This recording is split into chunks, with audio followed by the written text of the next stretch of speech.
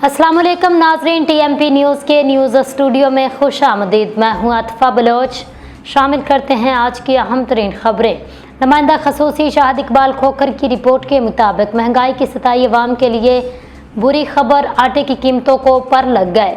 मुल्क के मुख्तलिफ शहरों में आटे की कीमतों में इजाफा देखने में आ रहा है, जिससे अवाम की परेशानी में इजाफा हो गया। पेशावर में आटे का 20 किलो का थैला एक बार फिर महंगा हो गया।